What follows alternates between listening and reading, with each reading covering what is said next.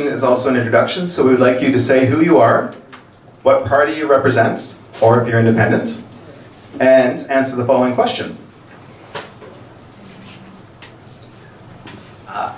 Lisa, who just came up to me, is our timer, and she's going to help everyone know when their time is up. She's going to give you a 30-second timer. When the 1 minute is up, we will turn the microphone off. We won't be able to hear you anymore. So, because we want to get through all the questions, as many as possible.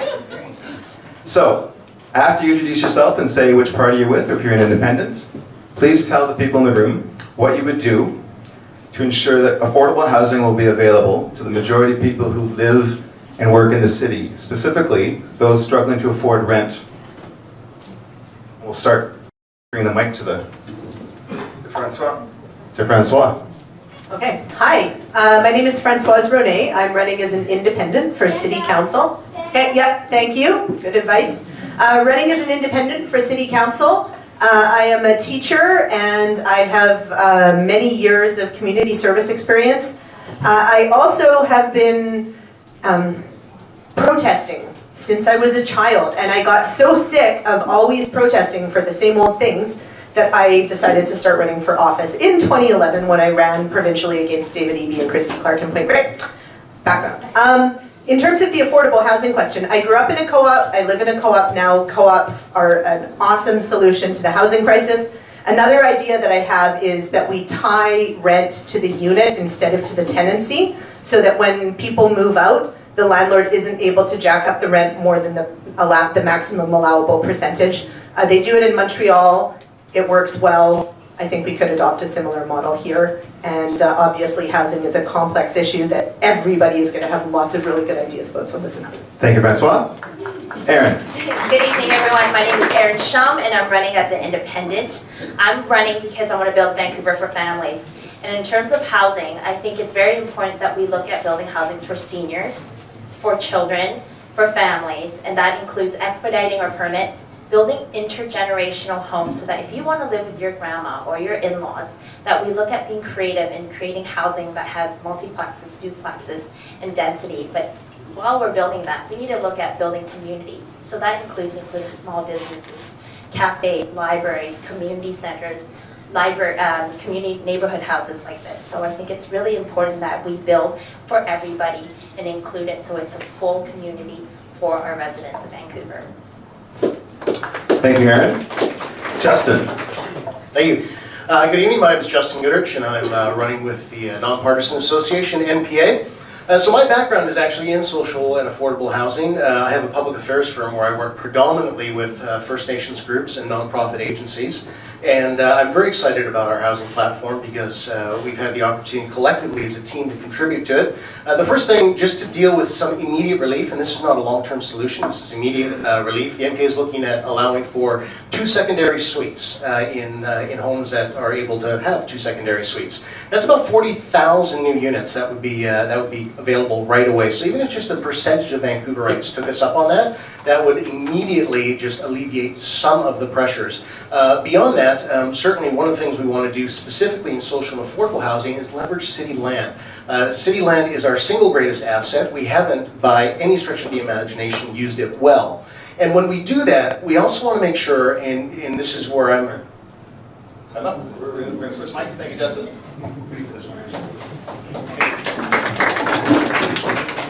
Good evening, my name is Larry Falls, and I'm running as an independent for City Council. I think in order to understand housing, we have to define what affordable housing is in comparison to affordable living. Okay, according to the Canadian Mortgage and Housing Corporation, the minimum wage should be, or housing should be 30% of your income before tax deductions. Affordable living right now is $11 an hour compared to the recommendations of the Mortgage and Housing Corporation, which suggests that living expenses is $20 per hour. Now, how are you going to afford livable housing when the minimum wage is only $11 an hour? Thank you, Graham. Sorry, Graham's next. Thank you. Thank you, Larry. You're early. Hi, my name is Graham Cook, and I'm running as an independent for City Council, number 27 on your ballot. So one of the reasons I'm running is that I am a young renter who struggles with affording rent in this city, and housing is a very complex issue, but I have a minute. So what I've been saying, and what I will continue saying, is that the number one way we can increase affordable housing is to increase the vacancy rate for rentals to at least 3%. And the number one way we can do that is by incentivizing and legalizing purpose-built rental across the city. And a lot of people have said to me, Graham Cook, what does that mean? And what that means is right now we make meaningful multifamily development illegal in over 70% of our residential land. We need to lift the apartment ban over so much of Vancouver. And on the incentivized side, we need to create incentives that create a meaningful movement of investment in purpose-built rental buildings in Vancouver. It will increase landlord competition for tenant money. It will increase security for long-term renters and help lower rents. Thanks, Graham. Christine Boyle. Thank you. My name is Christine Boyle. I'm running for City Council alongside Brandon Yan with a party called One City.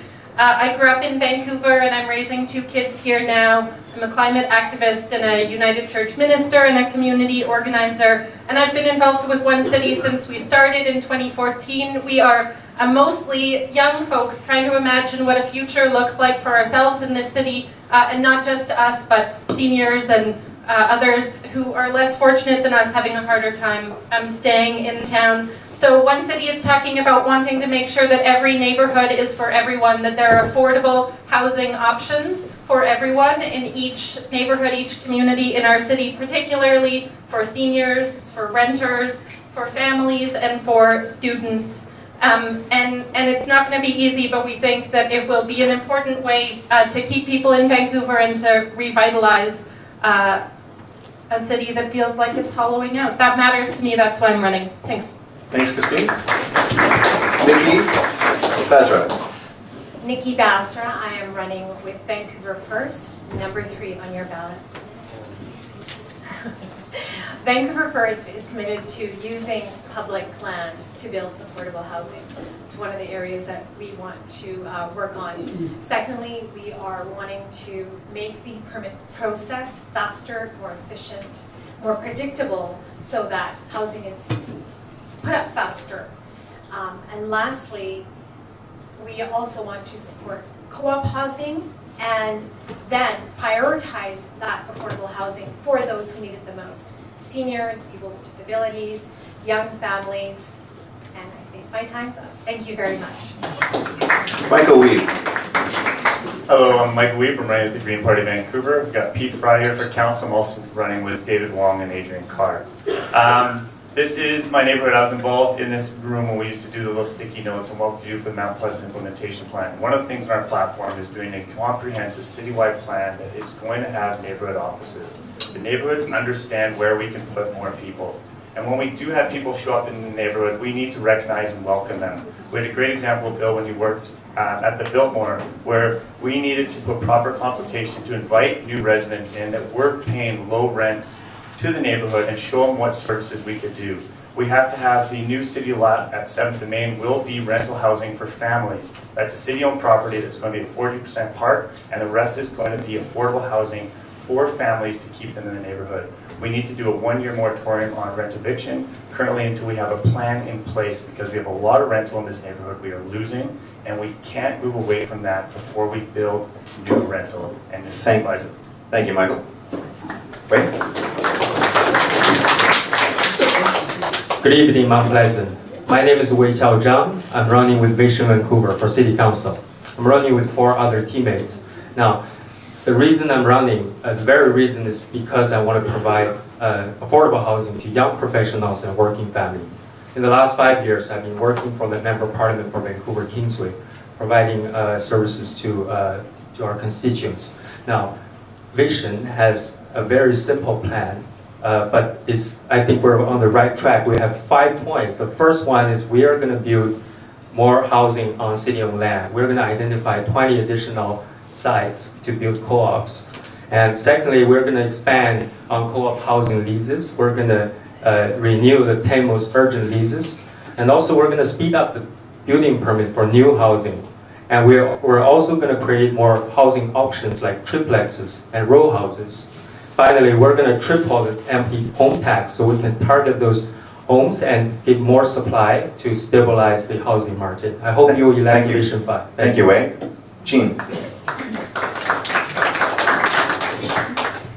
Hi everyone, I'm Jean Swanson. I'm running with COPE and Ann Roberts here and Derek O'Keefe for council. I'd like to acknowledge that we're on the stolen territory of the Squamish, Tsleil-Waututh and Musqueam people. Thank them so much. I've spent about 40 years working in the housing justice movement and trying to get governments to end poverty, and in August I spent 4 days in jail for blocking the Kinder Morgan pipeline access. So rent. COPE is the only party that wants a rent freeze, meaning no increase, no annual increase, and no increase between tenancies. And if we can't get the province to do that, we're going to use every city power to do that, including the tenant protection and relocation policy and the business license policy.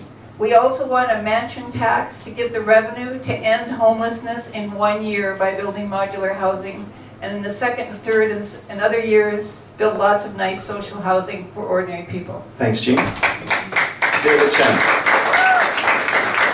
My name is David Chen. I'm the mayoral candidate for ProVancouver. We're one of the new parties out there. We're not really centrist. We have left and right things that we do. We average out in the center. I'm running with Raza Mirza, Rohana Razel, Britton Krellin, and Lisa Christensen as our candidates for council, as well as Greg Edgelow, who's the newest board member of the Mount Pleasant Neighbourhood House, and Rick Hurlbutt for Park Board as well, and Tiffany Kindred for School Board.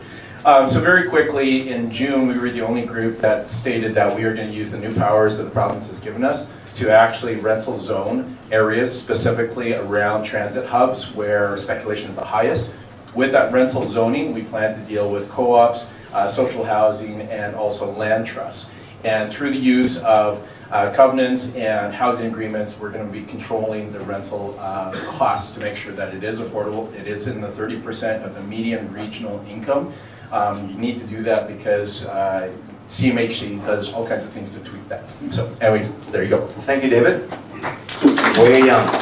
My name is Wei Young and I'm running for mayor with Coalition Vancouver, which is the new party, which is 100% for the people. We formed this new party because, as you know, life in Vancouver has gotten harder and there was nobody speaking up for the people. And so my background is that I spent decades working in the downtown east side, as well as I wrote the social planning guide for BC. I have also been the director of multicultural services for neighborhood houses, so it's always great to come back to a neighborhood house here tonight.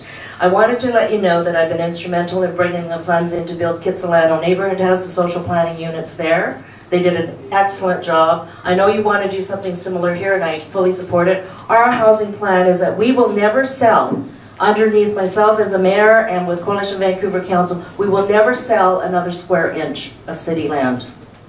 That is because fundamentally we believe that Vancouverites should have access to that land. We will build purpose-built rental housing. We will build an entry level as well. So all of our stuff is here. Thank you, Wei. So that's, well, no, we're not taking questions from the, or comments from the audience for this. That's for the second half. The second half, you'll be able to ask everyone questions. We're going to keep the mic at that end. We're going to ask a second question. We're going to bring it down towards us. Simple question. The Broadway subway. Are you for or against? Why or why not? The Broadway subway, I'm absolutely for it, and I think it needs to be extended to UBC. I know it's an expensive piece of infrastructure, however, I believe we can leverage that. It's important for Vancouver, which is a multinational city and in the top city in the world, to build for the future. So while we know that there's an incredible need for the Broadway subway, but it needs to be done with neighborhood planning at the same time. So I think that we learned a lot of lessons from the Canada line being built, and we will certainly, with Coalition Vancouver, be working with the neighborhoods as the Broadway subway is being built. Thank you. Thank you, Wei. David Chen.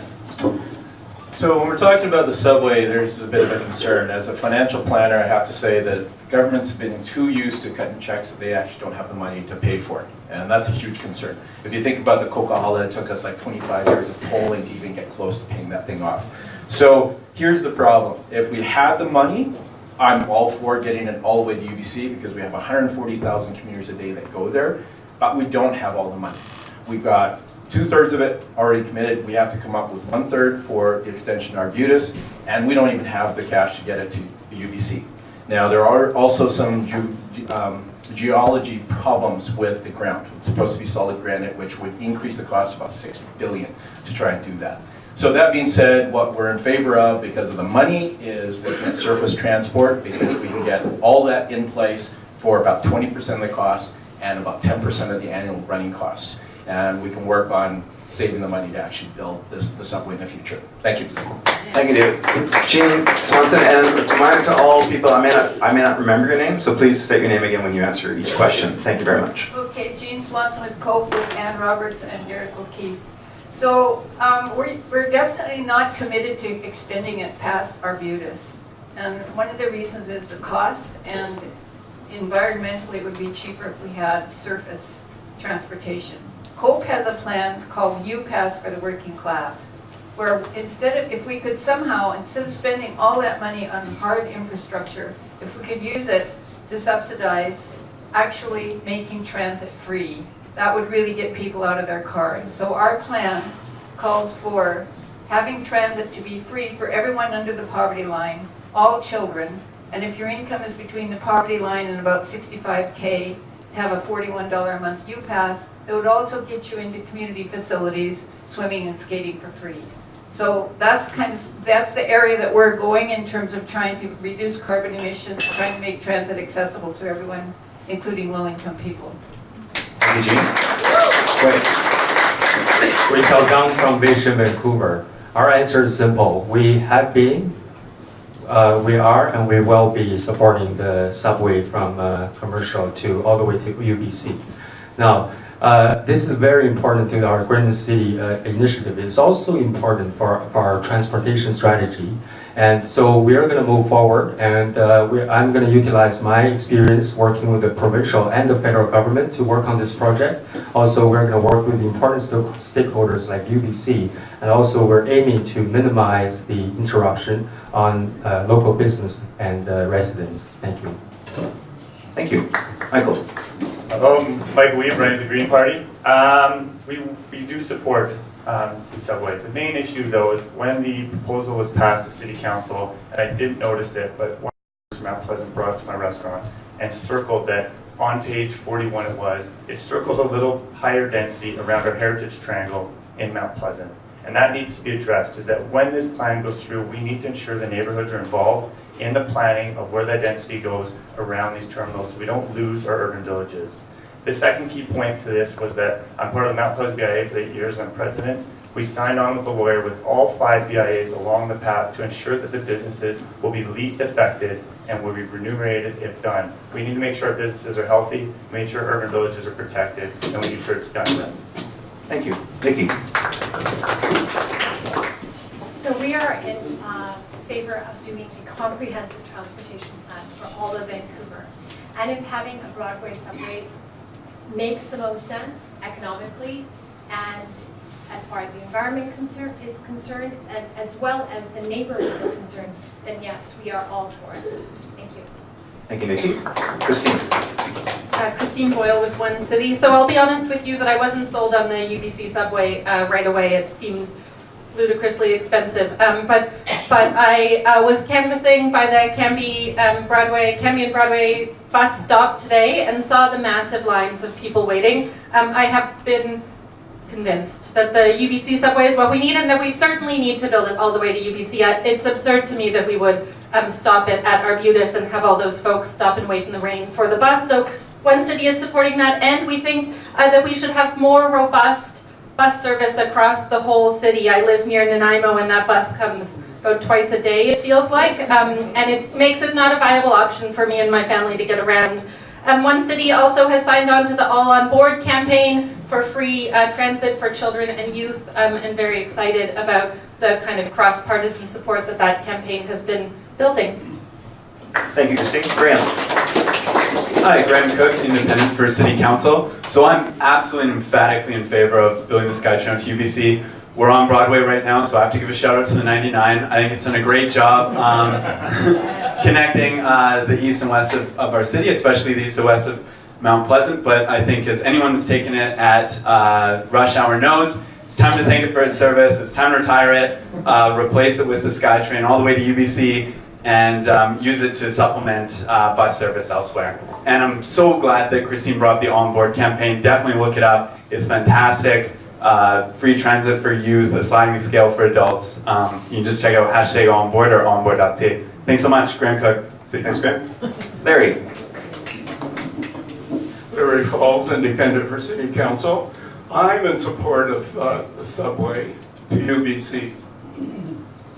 I use the 99 line to UBC on occasion, and let me tell you, it is not fun.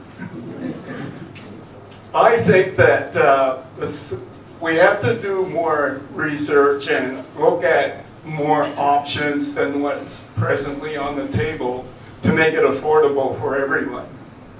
I think that with an increase in population, UBC is going to be expecting a larger number of students coming on a daily basis. We need to do something to not only justify transportation, but improve on all levels. Thank you. Thank you, Larry. Justin. Well, as vice chair of the University of the Fraser Valley, I kind of want more students coming to my university.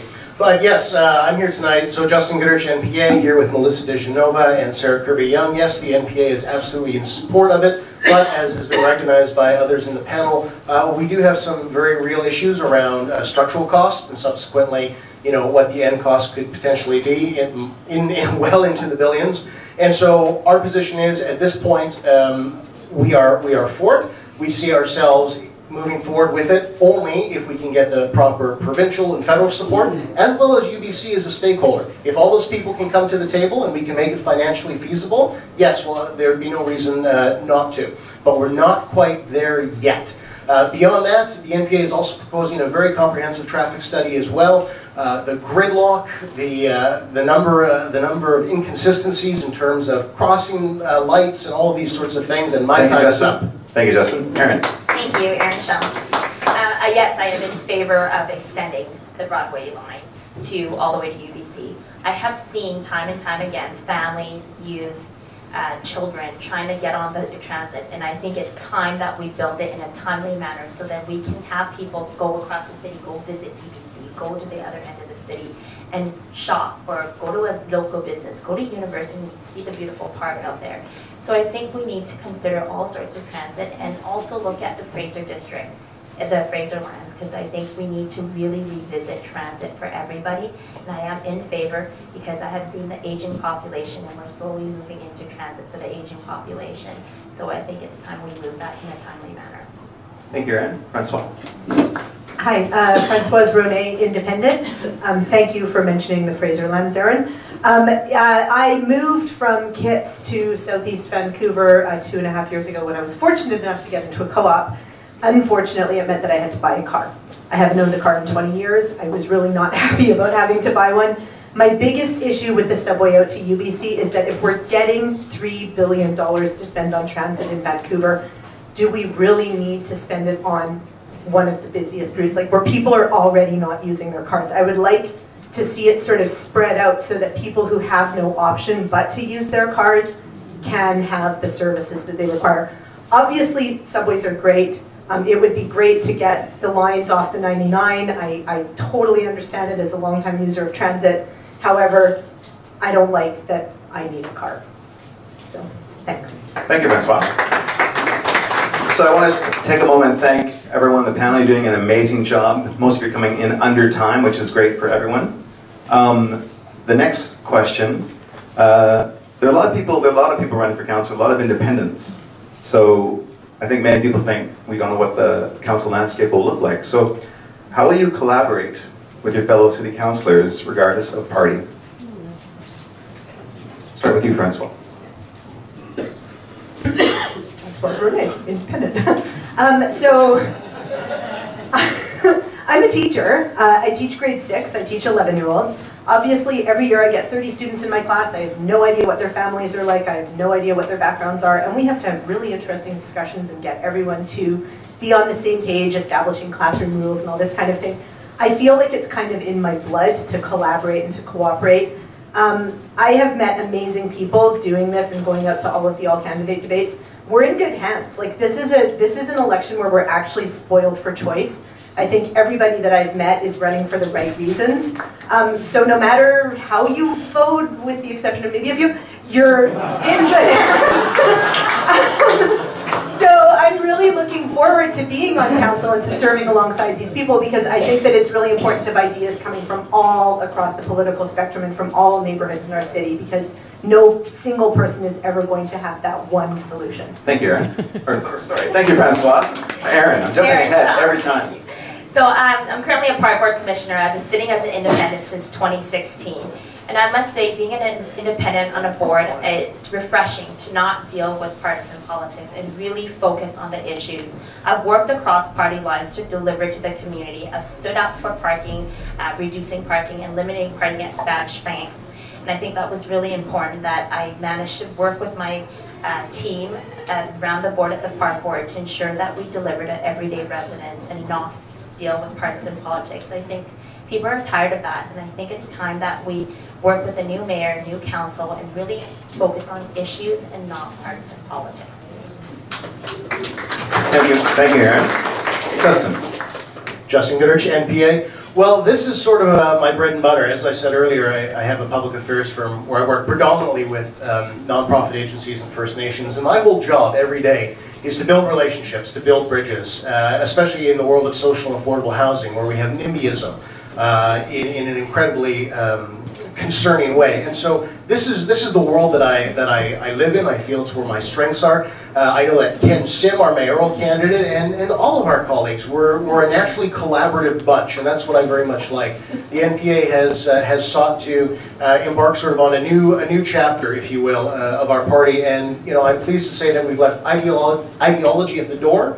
We're about common sense solutions, and we're about working with people to ultimately affect positive change. So I don't see any problem with collaboration. It is who I am, it is who we are, and look forward to it. Thank you, Justin. Larry. Larry Falls, independent. I believe in teamwork. And I think the most important thing is everyone on the council is representing you. That means we need to respect each other, we need to work as a team and accomplish goals that's weighed out by what your desires are. I believe that together we are one team, we are one people, and each individual is part of that one organization, and that is for you. Thank you. Thank you, Larry. Graham. Hi, Graham Cook, City Council. I do want to echo Francois' sentiments. I've gotten to know so many of these people over the past few months, and I really do believe we're going to end up with an excellent council. So to the question at hand, outside of all this, I'm a project manager in our burgeoning tech field, and what that really entails is bringing people together from different teams, sometimes different organizations, different backgrounds, towards a common goal, and that's why I think I'd really like to bring to City Council. I think we're going to have a great group. I think, with the number of independents running, and if there are independents on the council, their role will really be to tie things together through those partisan divides. So really looking forward to that. Please do, as a few other people said, get out and vote, bring your neighbors, bring your friends, bring your family, and let's vote like we never have before. Thanks so much. Thank you, Graham. Christine. Christine Boyle, One City. So collaboration is also deep in my blood and my background. I have been doing social movement work for the past 15 years and multi-faith work and deep community building work. And One City is just running 2 candidates for council. It is our whole intention to work with others at the table and to bring good ideas and strong values to those conversations, ensure that they're followed through with. So it's great to see. I'm sure you've heard that there's lots that we all seem to agree on during this election period. And I hope that you will hold us to these promises, and particularly hold us to this promise of collaborating. And Brandon Yan and myself, One City, will continue to lift up underrepresented voices at the council table and ensure that those don't get forgotten as we're finding common ground with our colleagues. Thank you, Christine. Thank you. Although I am officially a part of a party, Vancouver First is made up of, I would say, all independents, because we've come together as a team so that we can work together for all of you. And regardless of who ends up on council, and if I am one of those people, I am absolutely committed to collaboration. That is what I've been doing all my life in my past experiences since I was in elementary school, being on committees where it was all about inclusivity and consultation and collaboration. So absolutely committed to it. Thank you. Thank you, Nikki. Michael. Thank you very much. Michael Weave. I want to thank my mom who just arrived for some of this. So for myself, I became the first Green chair and we had to work across party lines. And it really changes the way we do governance. And it's something we do need to recognize. We do have a mixed council. We need people that understand public work governance to work together to ensure that staff are moving in the right direction. And it will be very important. Collaboratively, I've done a lot of projects around park board, but also in the neighborhood. We just finished the Dude Chilling sculptures coming back to the park. That was a collaboration with Sarah Blythe, Annie Ramek, who's COPE, Chris Richmond, who's MPA, past members from different organizations, neighborhood house, community center associations, together to make it happen. When you work together and you bring the community into it, you can make amazing things happen. That's what this council, we have amazing candidates, can do. So elect the right council and this city can be amazing. Thank you. Thank you, Michael. Great. There are two principles that I live by in this election and beyond. They are politics, people over politics, and leadership without ego. I think it's an essential quality for you to elect us, that we are willing to work with one another. The Vision team are an incredible hardworking team. I just want to acknowledge my colleague Catherine Nevin just walked in. We have the skill, we have the experience, we have people like Heather Dale and Catherine who served on council. We're willing to share those experiences and work with everyone who are elected. And also, we as a city face a lot of cultural divide. And I, as an immigrant, I started a talk show last year aiming to bridge those gaps and find common ground there. So we can only celebrate our differences as a city if we can find common ground. And it's time to do that. Thank you. Thank you, Wei. Jean. Jean Swanson Cope. I'm going to be a little bit different here. My allegiance is to the voters that we've made promises to, like to work for a rent freeze, to work for a mansion tax, to work to end homelessness. I think 90% of the stuff that council deals with, there probably won't be much controversy about. And I would certainly collaborate with other people to get those things.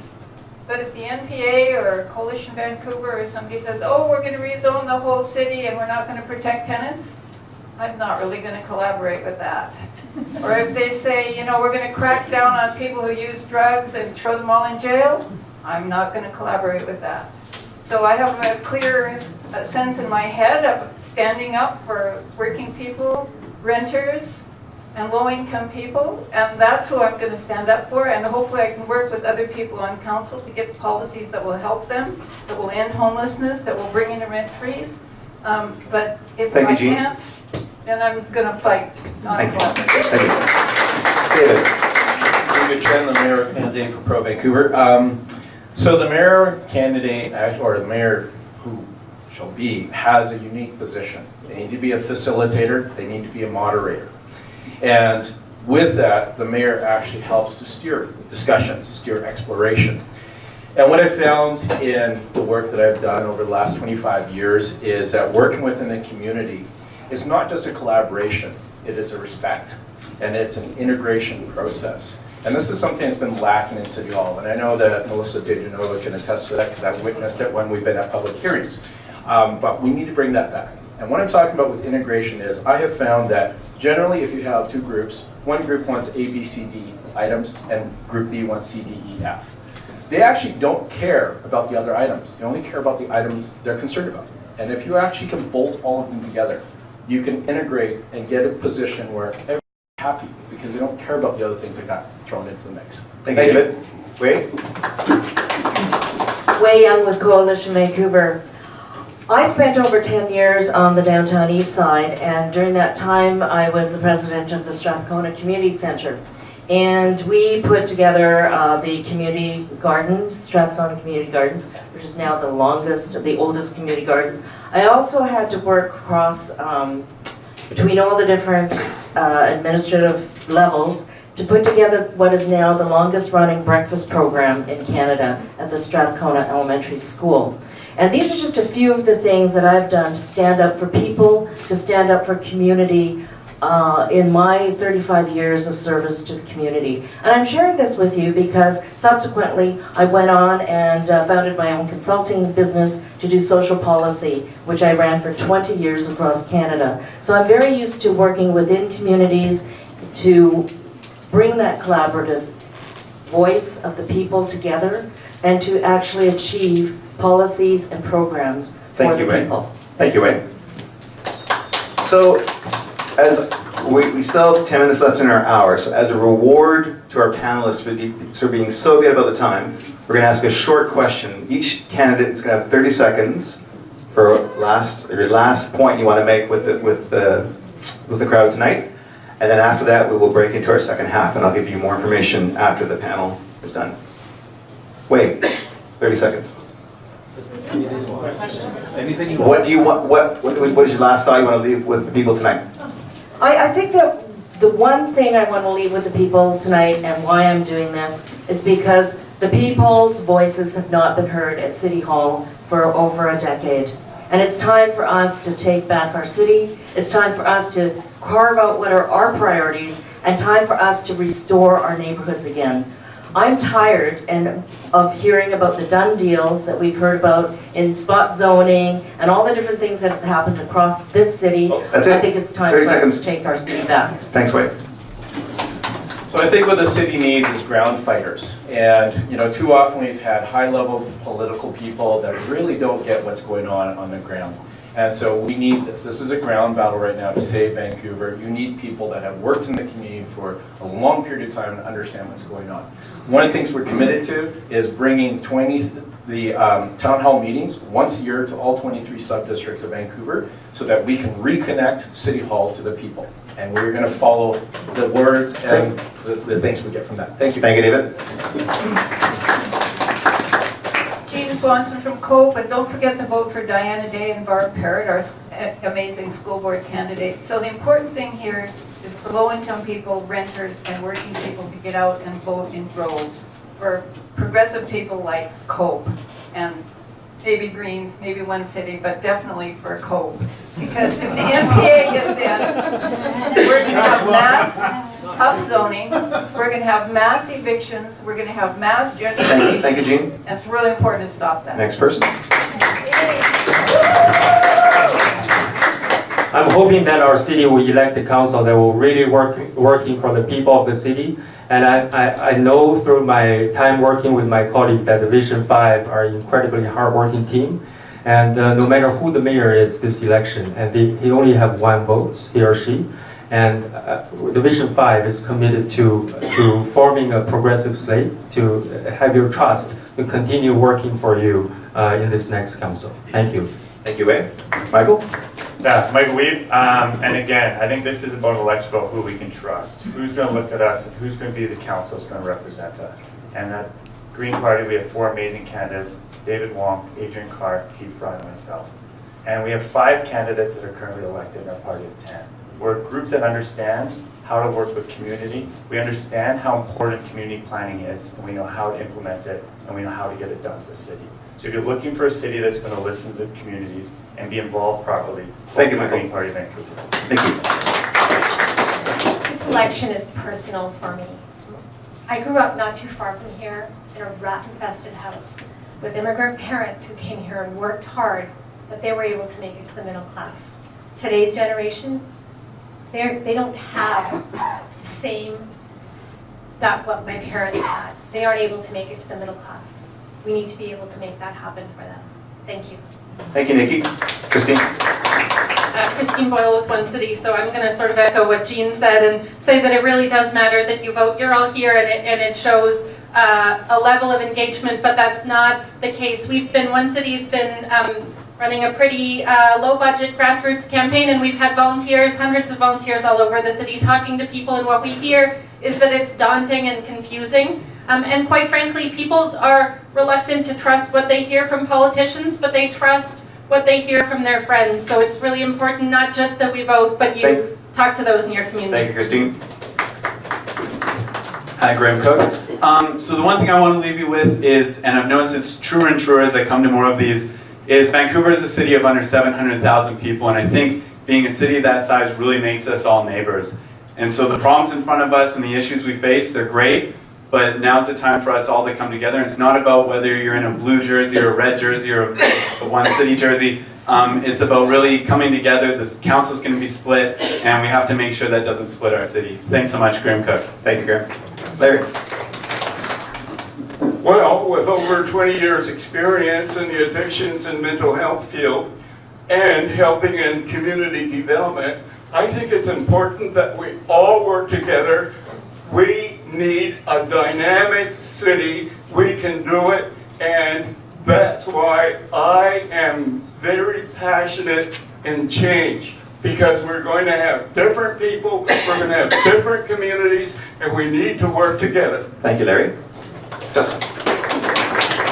Justin Goodrich, NPA. I know I said it before, but I'm not sure everyone heard it or it resonated, but this is the new NPA, and I'm incredibly proud of it. You know, we have, even amongst our 8 council candidates, 5 females, 2 visible minorities, 2 members of the LGBTQ community, myself being one of them. We have renters, we have homeowners, we have East Side, we have West Side, we have people from executive backgrounds, people in social justice backgrounds. We have a collaborative team, we have a forward-thinking team, and we're a team under Ken Sim that is ready to lead. Thank you. Thank you, Justin. Erin? Erin Shum, Independent. I'm running because I want to build a Vancouver for families, for your family. And you have my word that I will focus on childcare, seniors care, safe streets for everyone, and complete communities. I've worked as a park board commissioner, and I've talked to grassroots, your neighbors, your residents. And I will be working, speaking up for you at the council table. And I look forward to being here at your meeting and hearing what you want, understanding and delivering it at the council table. Thank you, Erin. Francois? Hi, Francoise Ronet, Independent. I may not win a seat on council, but I've won if my ideas wind up on council. So here are some ideas. We need zero waste centers in every neighborhood. We need vending machines that have soap and other refillables in community centers. We need community centers to have repair cafes and tool lending libraries. We need industrial sewing machines and commercial kitchens available for small-scale entrepreneurs and local artisans. We need an artisan cart program similar to the food truck program. Ideas for you guys. Thank you. Thank you, Francois.